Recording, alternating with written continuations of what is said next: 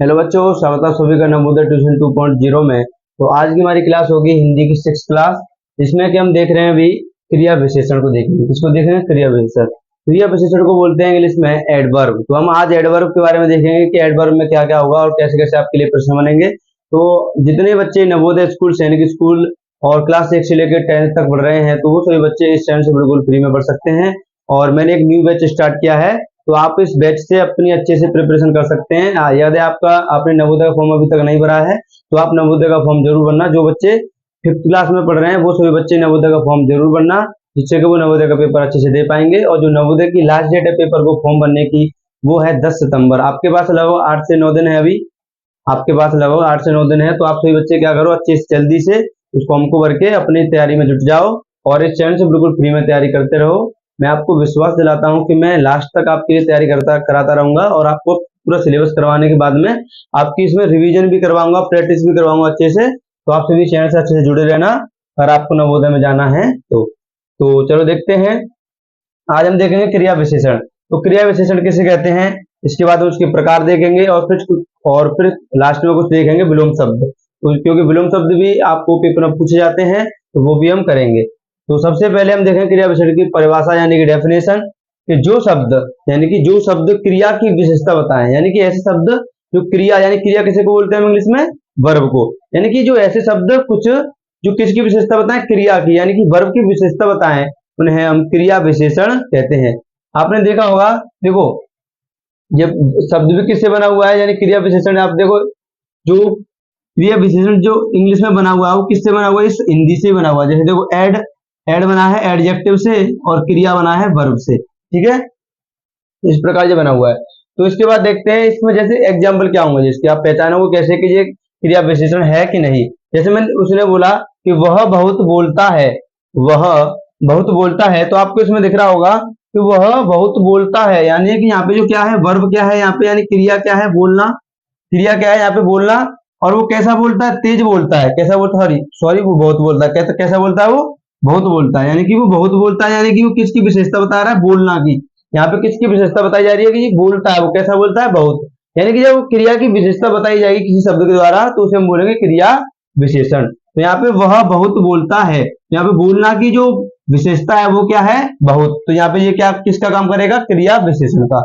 इसके बाद जैसे मैं दूसरा एग्जाम्पल लिखा, आपको कैसे पहचाना? जैसे मैंने बोला मैं तेज दौड़ता हूं, मैं तेज दौड़ता हूं, तो यहाँ पे ये दौड़ना है, ये दौड़ता है, ये क्या है? वर्ब है।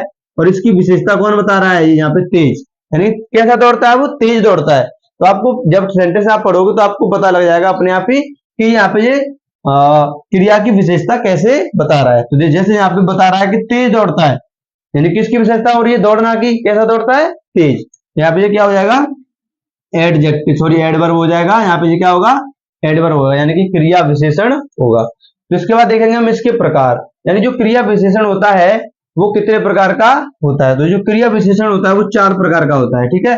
तो मैं ये पूरा जो आपके लिए लिख के इसलिए लेके आता हूं जिससे कि आपको कम से कम टाइम में आपको ज्यादा से ज्यादा कंटेंट मिले और आपका सिलेबस जल्दी से जल्दी पूरा हो जाए, ठीक है। तो आप सभी बच्चे इसको अच्छे से नोट जरूर करना, क्योंकि जो बच्चे नोट नहीं करेंगे वो जो मान लो कि रिवीजन नहीं कर पाएंगे तो वो पेपर पास नहीं कर सकते हैं। तो आपको इसको अपने नोट्स बनाने हैं अच्छे से, हिंदी, इंग्लिश, मैथ वगैरह जो मैं कराऊंगा सभी का, फिर आपको अच्छे से उसमें करना है। तो ये 4 प्रकार के होते हैं। कितने प्रकार के होते हैं? 4 प्रकार के। सबसे पहला है इसमें स्थान वाचक क्रिया विशेषण। कौन सा है? स्थान वाचक क्रिया विशेषण। इसके अंतर्गत कैसे शब्द आते हैं? जैसे वहां, बाहर, ऊपर, यहाँ, etc डॉट डॉट, यानी इस प्रकार के इसमें शब्द आएंगे। जैसे इससे एग्जाम्पल मैंने कैसे बनाया, वहां कौन बैठा है, वहां कौन बैठा है।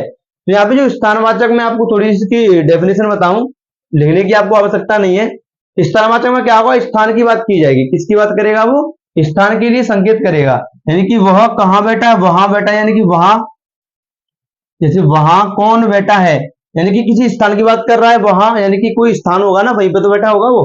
तो वहां कौन बैठा है, तो यहाँ पे जो वहां है ये क्या है? एक क्रिया विशेषण है, यानी कि स्थानवाचक क्रिया विशेषण है।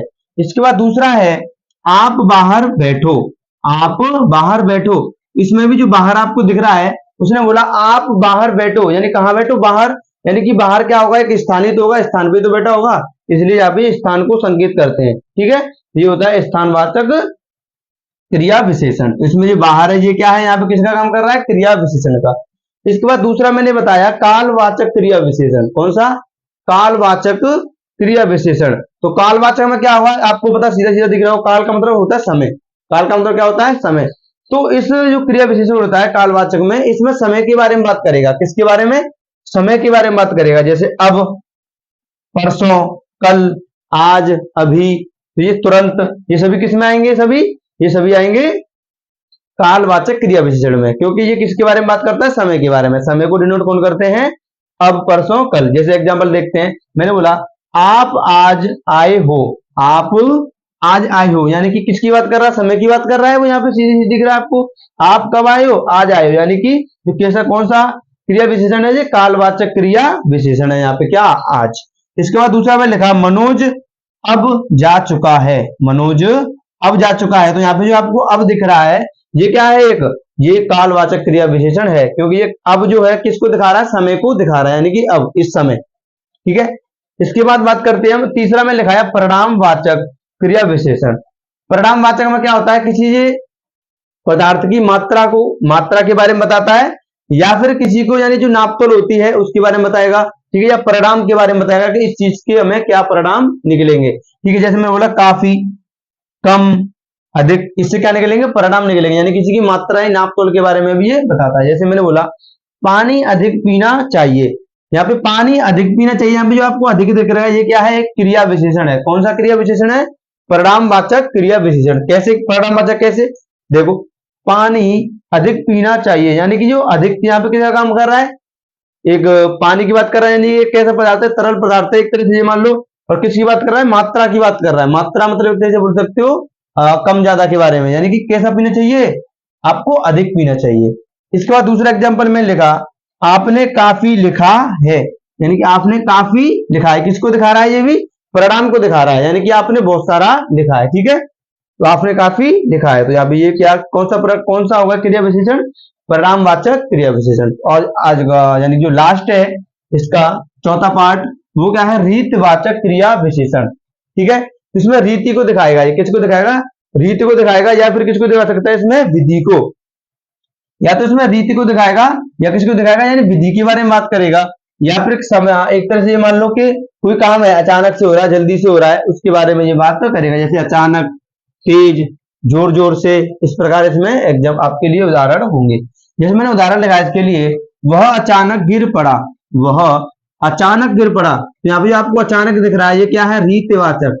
ठीक है, क्या है, रीतवाचक क्रिया विशेषण, यानी कि अचानक गिर पड़ा, यानी कि एक रीति की बात कर रहा है वो, यहाँ पे एक विधि की, यानी एक कार्य हो रहा है, कैसा कार्य हुआ, जल्दी से, यानी कि अचानक से हुआ, अचानक से एक्सपेक्टेडली हुआ, यानी कि वो काम कैसे हुआ, जल्दी से हुआ, उसे बोलते हैं हम रीतवाचक क्रिया विशेषण। तो यहाँ पे जो कार्य कैसा हुआ, अचानक हुआ। ठीक है, तो वह अचानक गिर पड़ा। दूसरा अपन ने बोला वह तेज दौड़ता है, जैसे वह तेज दौड़ता है, तो यहाँ पे जो तेज है वो क्या है, एक रीतवाचक क्रिया विशेषण है। तो मैंने आपको ये पूरा इसका एक्सप्लेन कर दिया अब तक, यानी कि जो क्रिया के बारे में बता दिया, क्रिया कितने प्रकार होते हैं वो भी बता दिया, और आपको इससे ज्यादा पेपर में कुछ भी नहीं पूछेगा, क्योंकि क्रिया के बारे में बता दिया, यानी डेफिनेशन उसकी, और उसके टाइप भी होते हैं, जो यानी प्रकार होते हैं, वो भी मैंने आपको अच्छे से बता दिया। अगर आपको फिर भी अगर अच्छे समझ में नहीं आए हो तो कमेंट करके मुझे बेझिझक पूछ सकते हो, मैं आपको जरूर बता दूंगा। ठीक है, या तो कमेंट कर देना या फिर कॉल करके भी मुझे पूछ सकते हो। तो पिछली क्लास में मैंने कॉन्टेक्ट नंबर अपना दिया था, जो पिछली क्लास शुरुआत में मैंने ली थी, तो आप वहां से मेरा कॉन्टेक्ट नंबर लेके मुझे पूछ सकते हो। तो अब लिखेंगे हम कुछ विलोम शब्द। मैंने आपको 3-4 क्लासों में जो हिंदी की कराई है उनमें सभी में मैंने विलोम शब्द लिखाए हैं, और आज भी हम 10 विलोम शब्द लिखेंगे। ठीक है, तो मैं आपको इनको याद भी करवाऊंगा अच्छे से, आप क्लास में बने रहना अच्छे से। ठीक है, तो सबसे पहला मैंने लिखा आलस्य।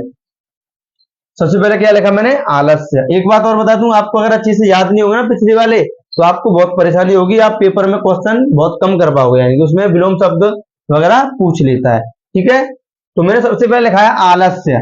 आलस्य को क्या बोलते हैं, आलस्य का मतलब होता है एक तरह से जैसे मैं अब नर्वस हो जाऊं, जैसे यूं सीधा मतलब ढीला सा पड़ जाऊं एक तरह से।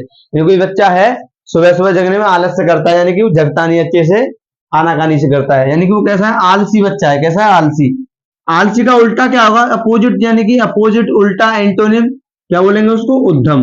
उद्यम का मतलब होता है तेज, यानी कि सक्रिय, यानी कि वो जो ऐसा बच्चा जो कैसा हो, तेज हो, यानी कि फुर्तीला हो। कैसा हो, एक तरह से आप सबसे आसान तरीका आपके लिए, कैसा हो, फुर्तीला। यानी जो फुर्तीला होगा उसे बोलेंगे उद्यम। जो आलसी होगा यानी कि काम नहीं करेगा, सीधा साधा ज्यादा ढीला, उसे बोलेंगे आलस्य यानी आलसी। इसके बाद में लिखा है आदान। आदान का मतलब होता है यानी किसी को किसी से कुछ लेना, एक तरह से मान लो, ठीक है। जैसे आपने किसी को आदान और प्रदान, आदान का मतलब एक तरह से आना, प्रदान का मतलब किसी को देना, ठीक है। आदान प्रदान का मतलब ये होगा। आदान, आदान का उल्टा क्या होगा, प्रदान। बिल्कुल आसान है। आदान को क्या बोलेंगे, उल्टा आदान का, यानी एंटोनिम यानी कि विलोम शब्द प्रदान। आदान का क्या होगा, प्रदान, ठीक है। इसके बाद मैंने लिखा है आगमन। आगमन का मतलब क्या होता है, आगमन का मतलब होता है आना। जैसे कोई आपका गेस्ट है, गेस्ट का मतलब एक तरह से रिश्तेदार, और आपके घर में आया, तो उसका आपके घर में क्या हुआ, आगमन हुआ। क्या हुआ आपके घर में, उसका आगमन, यानी कि वो आपके घर में आया।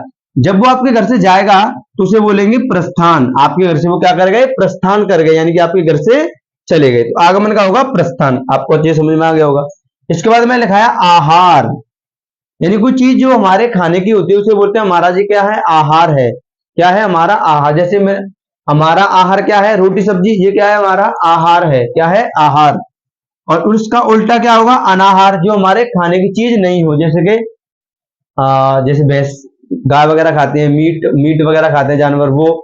और और हम बोल सकते हैं किसके बारे में, जैसे घास वगैरह होती है, वो हमारे लिए आहार नहीं है, वो क्या है, हमारे लिए अनाहार है। क्या है, अनाहार। तो आहार का होता है अनाहार। इसके बाद में अगला है आलोक। आलोक का मैं जो आलोक होता है उसके बारे में थोड़ा सा बता भी चुका हूं, जब मैंने आपको प्रकाश करवाया था, जब बताया था कि जो प्रकाश होता है उसी को क्या बोलते हैं, आलोक। प्रकाश का मतलब होता है उजाला। प्रकाश का मतलब क्या होता है, उजाला। तो उजाला, प्रकाश, आलोक का मतलब क्या होता है, सभी का मतलब सेम होता है, ठीक है। तो इसका उल्टा बताना है, यानी कि आलोक का उल्टा क्या होगा, अंधकार। आलोक का उल्टा क्या होगा, अंधकार। आलोक का मतलब होता है उजाला, अंधकार का मतलब अंधेरा। उजाला, अंधेरा, आलोक, अंधकार, आलोक, अंधकार। तो आपको ऐसे अच्छे से याद हो जाएगा। इसके बाद मैंने अगला लिखा है आपको आयात। आयात का मतलब एक तरह से होता है, यानी कि कोई वस्तु है और आपकी, जैसे आप कोई कार्य करते हैं, आप सेलिंग का, यानी कि आपका सेलिंग का काम है, यानी कि बेचने और खरीदने का। जैसे आपने कोई सामान खरीदा, क्या किया, आयात किया। उसका क्या किया, सामान का आयात, यानी कि आपके पास वो सामान आ गया। तो उसके बाद आपने उस सामान को क्या कर दिया, बेच दिया। क्या कर दिया, बेच दिया। तो आपने उस सामान को क्या कर दिया, निर्यात कर दिया। यानी कि जब आपके पास जो चीज आई उसे बोलेंगे आयात, और आपके पास से चली गई उसे बोलेंगे निर्यात, ठीक है। तो आयात का क्या होगा, निर्यात। इसके बाद में सातवां है हमारा आगत। आगत का होगा विगत। आगत का मतलब एक तरह से जो आगे आने वाला समय होगा उसे बोलेंगे आगत, यानी कि ऐसा समय जो भी आया नहीं है, अभी आने वाला है, उसे बोलेंगे आगत। और जो बीत चुका है समय, जो समय बीत चुका है उसे बोलते हैं विगत। उसे क्या बोलते हैं, विगत। आगत का क्या होगा, विगत। इसके बाद मैंने बोला आश्रित। इसके बाद मैंने बोला आश्रित। आश्रित का मतलब होता है एक तरह से किसी पे डिपेंड होना। डिपेंड का मतलब किसी के भरोसे होना, यानी कि जैसे कोई खाना खा रहा है, उसने बोला कि ये ही मुझे पानी देगा, यानी कि वो उसकी आश्रित है कि ये मुझे पानी देगा। आश्रित का मतलब होता है एक तरह से किसी पे विश्वास करना, एक तरह से, या फिर किसी पे भरोसा करके बैठे रहना, कोई कार्य नहीं करना। आश्रित है, उसी पे आश्रित, यानी कि कोई व्यक्ति है कि वो कार्य करना नहीं चाहता है, वो सोचता है कि मुझे भगवान ही सब कुछ दे देंगे। तो वो कैसा है, भगवान पर आश्रित है। कैसा है, भगवान पर आश्रित है। तो इसका उल्टा क्या होगा, अनाश्रित, यानी कि जो जो कैसा हो, किसी पे आश्रित ना हो, उसे बोलेंगे अनाश्रित, ठीक है। इसके बाद मैंने बोला आगामी। आगामी और मैंने आगत लिखा है, सेम है दोनों। आगत और आगामी का मतलब सेम होता है। आगामी का मतलब जो आगे आएगा, और जो बीत चुका है उसे बोलते हैं विगत, ठीक है। ये सेम है। आपको पूछ ले, आगत का भी विगत होगा और आगामी का भी क्या होगा, विगत ही होगा, क्योंकि आगत का मतलब भी आगे आने वाला और आगामी का मतलब भी आगे आने वाला। दोनों शब्द एक से मिले हुए हैं, एक से मिलकर बने हुए हैं, ठीक है। तो आपको समझ में आ गया होगा, आगामी का विगत होगा। इसके बाद है लास्ट आरंभ। आप आरंभ जानते हैं, जैसे हमने कोई बैच स्टार्ट किया है अपना, इसको भी लगभग 8 से 10 12 दिन हो गए होंगे लगभग। तो हमने जो बैच स्टार्ट किया उसे क्या बोलेंगे, हम आरंभ बोलेंगे। हमने बैच का क्या किया, अभी अभी स्टार्ट ही हुई है, अभी 8-10 दिन हुए, ज्यादा नहीं हुए अभी, इसको बोलेंगे हम आरंभ हुआ। हमारे बैच का क्या हुआ है, आरंभ। क्या हुआ है, आरंभ। तो इसका उल्टा क्या होगा, अंत। जब हमारा जो बैच समाप्त हो जाएगा, आप सभी का पूरा सिलेबस अच्छे से हो जाएगा, आपका रिवीजन हो जाएगी, प्रैक्टिस हो जाएगी, और आप पेपर अच्छे से दे आओगे वहां पे, और आपका सिलेक्शन हो जाएगा, तो आप मान लेना कि हमारा बैच क्या हो गया, फिर समाप्त हो जाएगा। ठीक है, तो आपको सिलेक्शन लेना अच्छे से, ठीक है, अच्छे से पढ़ना है। तो आरंभ हमारा बैच हुआ है, और आपको अंत जब ही करना है जब आपका सिलेक्शन, यानी कि आपका नवोदय में प्रवेश हो जाए, या सैनिक स्कूल में हो जाए, या भी जितने भी जो 6 से लेकर 9th क्लास तक के एंट्रेंस एग्जाम होते हैं, उनमें आपका जो एडमिशन हो जाए, आपका जो अंत होगा, यानी कि आपके जो पेपर को पढ़ने का, यानी इस बैच का अंत तभी होगा। ठीक है, तो आपको अच्छे से पढ़ते रहना है। तो आरंभ का क्या होगा, अंत। आरंभ का मतलब स्टार्टिंग, अंत का मतलब एंड। ठीक है, तो मुझे लगता है कि आपको अच्छे से समझ में आ गए होंगे। अगर आपको फिर भी कोई सा भी अगर इनमें से समझ में नहीं आया हो, या फिर जो मैंने आपको एडवर्ब यानी क्रिया विशेषण के बारे में बताया, उसमें से अगर आपको कोई भी बात समझ में नहीं आई हो, तो आप सभी बच्चे मुझे कमेंट में जरूर पूछना। और आप सभी को अगर आप वीडियो अच्छी लगी हो तो कमेंट में जय नवोदय, जय सैनिक स्कूल जरूर लिखना। ठीक है, जय नवोदय विद्यालय, जय सैनिक स्कूल। ठीक है, तो आपको लिखना है उसमें, और जय हिंद जरूर लिखना।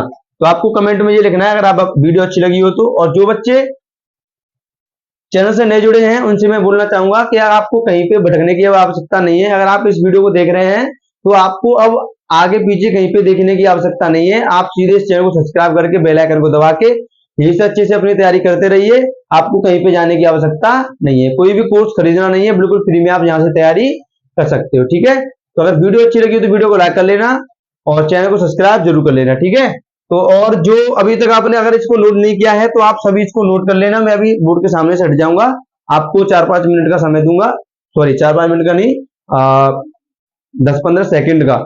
आप उसको क्या करना है, या तो स्क्रीनशॉट ले लेना, या फिर वापस में समाप्त करूंगा तो वीडियो को रोक लेना, पॉज कर लेना, और वहां से पॉज करने के बाद में, रोकने के बाद में आप पूरा अच्छे से इसको नोट्स जरूर बनाना इसके, क्योंकि जब आपके नोट्स बने होंगे ना, तो आपको जब रिवीजन करेंगे आप, तो आपको कोई समस्या नहीं होगी। तो इसी के साथ हम कल मिलेंगे। आप सभी को जय हिंद, वंदे मातरम।